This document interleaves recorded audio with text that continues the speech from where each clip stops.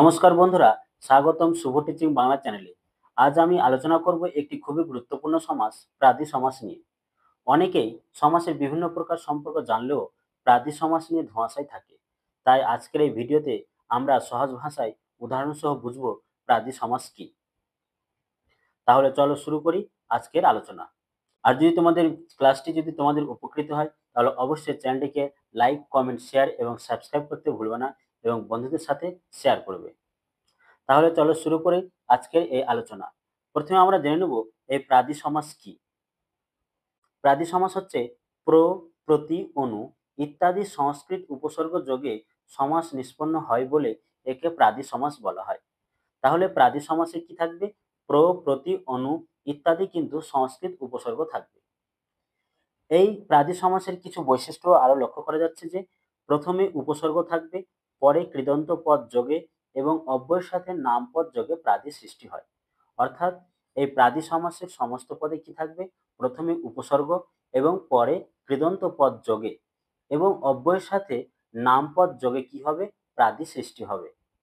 অব্যয়ী ভাবের নামান্তর হচ্ছে প্রাদি। তার মানে প্রাদি সমাস অব্যয়ী ভাবের নামান্তর। এই অব্যয়ী ভাবের পূর্বপদ হচ্ছে বাংলা অব্যয়, আর প্রাদির পূর্বপদ হচ্ছে সংস্কৃত উপসর্গ। তাহলে আমরা প্রাদি সমাসটা কি সেটা কিন্তু আমরা জানলাম। প্রাদি সমাসে কিন্তু সবসময় পূর্বপদে কি হবে? উপসর্গ রূপে ব্যবহৃত হবে এবং এই যে সমাসবদ্ধ পদটা যা থাকবে প্রাদি সমাসে, সেই সমাসবদ্ধ পদ রূপে একটা নতুন অর্থ সৃষ্টি করবে। যেমন দেখো, প্রভাত একটি উদাহরণ নেওয়া হয়েছে। প্রভাত, দেখো শুরুতে কি রয়েছে? পূর্বপদে রয়েছে কি? প্র। এই প্র একটি উপসর্গ রূপে ব্যবহৃত হয়েছে এবং আরেকটি বৈশিষ্ট্য হিসেবে আমরা জানছি যে সমাসবদ্ধ পদ রূপে একটি নতুন অর্থ সৃষ্টি হবে। প্রভাত, এই প্রভাত এটি একটি সমাসবদ্ধ পদ। এই সমাসবদ্ধ পদের দ্বারা একটি নতুন অর্থ সৃষ্টি হয়েছে কি? প্রভাত মানে আমরা সকালকে আমরা বুঝি, তাই একটি নতুন অর্থ সৃষ্টি করলো। আরেকটি বৈশিষ্ট্য হিসেবে আমরা জানতে পারবো যে পরপদ যেটা আছে সাধারণত, অর্থাৎ পরের অংশ যেটা আছে সাধারণত বিশেষ্য রূপে ব্যবহৃত হয়।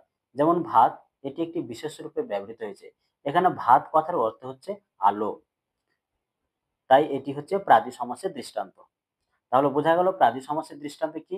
পূর্বপদ সংস্কৃত উপসর্গ থাকবে এবং পরপদ বিশেষ্য রূপে ব্যবহৃত হবে এবং সমস্ত পদটির দ্বারা নতুন অর্থ প্রকাশিত হবে। তাই এটি হচ্ছে প্রাদি সমাসের দৃষ্টান্ত।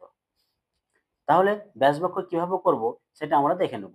আর প্রাদি সমাসের কি কি গুরুত্বপূর্ণ উদাহরণ রয়েছে সেগুলো আমরা দেখে নেব। তাহলে দেখো, এই প্রাদি সমাসের কি কি গুরুত্বপূর্ণ উদাহরণ রয়েছে যেগুলো পরীক্ষায় বারবার আসে সেগুলো আমরা দেখে নিই। প্রথমে যে উদাহরণটি নেওয়া হয়েছে প্রভাত। এই প্রভাত, এই সমস্ত পদটিকে যদি আমরা ব্যাসবাক্য করি তাহলে কি হবে? প্রভাত, অর্থাৎ প্রকৃষ্ট রূপে বা প্রকৃষ্ট ভাবে ভাত। ভাত মানে আলোকিত বা আলো। প্রগতি, যদি পূর্বপদ যদি প্র থাকে তাহলে ব্যাসবাক্য করার নিয়ম কিন্তু একই, প্রগতি বা প্রভাত। প্র জায়গায় তোমরা অবশ্যই প্রকৃষ্ট রূপে কিন্তু লিখতে পারো, কোনো অসুবিধা নেই। তার মানে প্রগতি, এই সমাসবদ্ধ পদের ব্যাসবাক্য করলে হবে কি? প্রগতি বা প্রকৃষ্ট রূপে গতি। প্রখ্যাত, প্রখ্যাত ব্যাসবাক্য করলে হবে কি? প্রখ্যাত, অর্থাৎ প্রকৃষ্ট রূপে খ্যাত। প্রবচন, প্র রূপে যে বচন অর্থাৎ প্রকৃষ্ট রূপে যে বচন। প্রবন্ধ, প্র যে বন্ধন, প্র যে বন্ধন সেটা হচ্ছে কি? প্রবন্ধ বা প্রকৃষ্ট রূপে যে বন্ধন সেটাও বলতে পারো। প্রভাব, প্র যে ভাব বা প্রভাব, প্রকৃষ্ট রূপে ভাব। প্রখ্যাত, প্রখ্যাত, এটা আবার বললাম।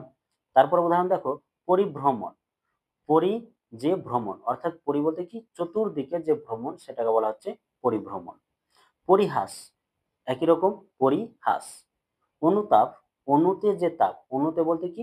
পশ্চাতে যে তাপ সেটা হচ্ছে অনুতাপ।